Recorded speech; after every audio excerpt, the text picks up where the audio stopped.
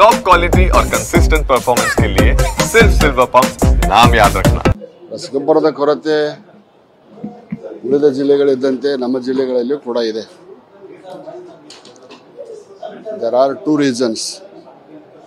ಒಂದು, early monsoon ಬಂದಿದ್ದರಿಂದ 100% sowing ಆಗಿದೆ. ಆಮೇಲೆ ಕೇಂದ್ರದಿಂದ ಬಿಡುಗಡೆಯಾದಂಥ ರಸಗೊಬ್ಬರಗಳು ಹೌ ಮೆನಿ ಮೆಟ್ರಿಕ್ ಟನ್ಸ್ ಎಲ್ಲೆಲ್ಲಿ ಡಿಸ್ಟ್ರಿಬ್ಯೂಟ್ ಆಯಿತು, ಯಾರ್ಯಾರಿಗೆ ಕೊಟ್ಟರು ಅನ್ನೋದನ್ನು ರಾಜ್ಯ ಸರ್ಕಾರನೂ ತಿಳಿಸಿ ಹೇಳಬೇಕಾಗತ್ತೆ. ಗೊಬ್ಬರ ಕೊರತೆ ಐತೆ ಅಂತ ಬರೀ ಕೇಂದ್ರದ ಮೇಲೆ ಆರೋಪ ಮಾಡಿದ್ರೆ ಸರಿ ಆಗೋದಿಲ್ಲ. ಬಂದಂಥ ರಸಗೊಬ್ಬರದ ವಿತರಣೆ ಎಲ್ಲೆಲ್ಲಿ ಆಗಿದೆ, whether it is sold in the black market or to the any cooperative sectors ಅನ್ನೋದನ್ನು ರಾಜ್ಯ ಸರ್ಕಾರ ಮಾಹಿತಿ ನೀಡಿದಾಗ ಸತ್ಯಾಂಶ ಹೊರಗೆ ಬರುತ್ತೆ. ಎನಿವೆ, ನಾವು ಕೂಡ ಒಬ್ಬ ಶಾಸಕನಾಗಿ, ಮಾಜಿ ಸಚಿವನಾಗಿ ಇನ್ನಷ್ಟು ರಸಗೊಬ್ಬರಗಳನ್ನು ರಾಜ್ಯಕ್ಕೆ ಬಿಡುಗಡೆ ಮಾಡಲಿಕ್ಕೆ ಕೇಂದ್ರ ಸರ್ಕಾರದಲ್ಲಿ ಮನವಿಯನ್ನು ಮಾಡ್ಕೊಂತೇನೆ. ಸರ್, ಒಂದು ಗೊಂದಲ ಇದೆ ಸರ್.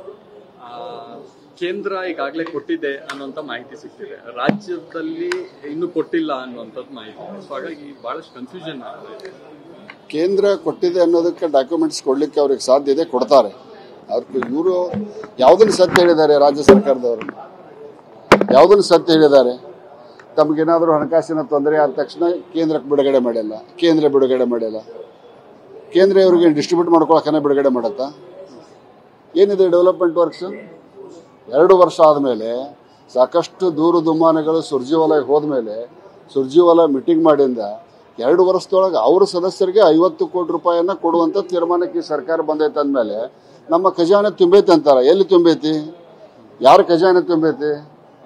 ಸರ್ಕಾರದ ಖಜಾನೆ ತುಂಬೈತೋ ಏನು ಬೇರೆಯವ್ರ ಖಜಾನೆ ತುಂಬೈತೆ ಅನ್ನೋದನ್ನು ಹಣಕಾಸು ಸಚಿವರು ವ್ಯಕ್ತಪಡಿಸ್ಬೇಕಾಗತ್ತೆ. ಆಮೇಲೆ 50 ಕೋಟಿ ರೂಪಾಯಿಗಳನ್ನ ಕಾಂಗ್ರೆಸ್ ಶಾಸಕರಿಗೆ ಅಂದಾರ. ನಾನು ಗೌರವಾನ್ವಿತ ಹಿರಿಯರಾದಂಥ ಮುಖ್ಯಮಂತ್ರಿಗಳಾದ ಸಿದ್ದರಾಮಯ್ಯನವ್ರನ್ನ ಕೇಳ್ತೇನೆ, ನೀವು ಕರ್ನಾಟಕ ರಾಜ್ಯದ ಮುಖ್ಯಮಂತ್ರಿಗಳು, ಏನು ಕಾಂಗ್ರೆಸ್ ಪಕ್ಷದ ಮುಖ್ಯಮಂತ್ರಿಗಳು? ಕರ್ನಾಟಕ ರಾಜ್ಯದಲ್ಲಿ 136 ಅಸೆಂಬ್ಲಿ ಕಾನ್ಸ್ಟಿಟ್ಯೂನ್ಸಿ ಇದಾವೋ ಅಥವಾ 224 ಅಸೆಂಬ್ಲಿ ಕಾನ್ಸ್ಟಿಟ್ಯೂನ್ಸಿ ಇದಾವೋ ಅನ್ನೋದನ್ನ ಸಾಮಾನ್ಯ ಮುಖ್ಯಮಂತ್ರಿಗಳು ತಿಳಿಸಿ ಹೇಳಬೇಕಾಗತ್ತೆ. ಈಗ ಬಿಜೆಪಿಗೆ ಮತ್ತು ಜೆಡಿಎಸ್ಗೆ ಅನುದಾನ ಏನು ಸಿಗುತ್ತೆ ಇಲ್ಲ ಅದ್ರ ಬಗ್ಗೆ ಸದನದಲ್ಲಿ ಹೋರಾಟ ದೇವರು